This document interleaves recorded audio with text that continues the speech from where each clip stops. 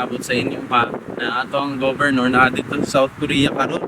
Ani kamot in taon siya nagtawag siya sa ako agahapon. Tawag siya about sa Hansol, Tacoma Aviation para sa mga investments nila dire.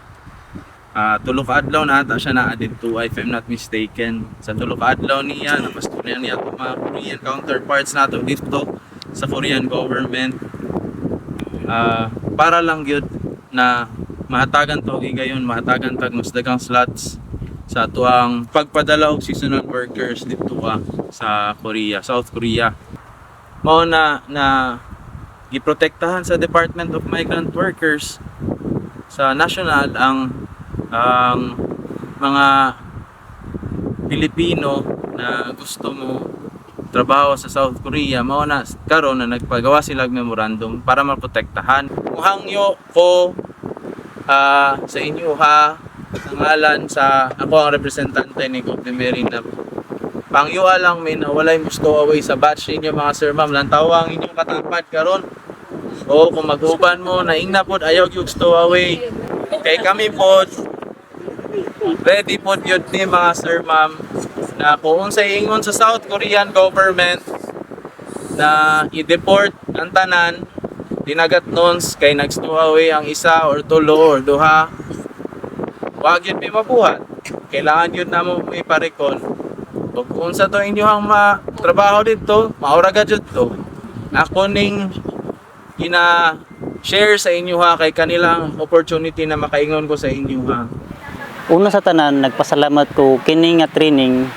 bahin sa agriculture o pagpanguma para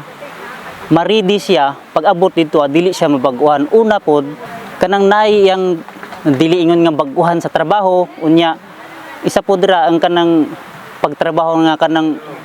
kanang bitong di ka mo surrender bisag kapoy na ngana gyud mainit maulan unya kini nga training pod makatabang gyud kini sa tanan na mag-abroad sa Korea sa seasonal workers dito sa Korea. Ang akong maikaingon usa ni siya nga basic step although dili pareha sa Korea ang mga equipments pero dako na ning tabang para sa katong mo undergo especially sa mga first timer nga moadto Korea usa na ning dakong tabang kay pag abot didto dili na sila kaayo mabaguhan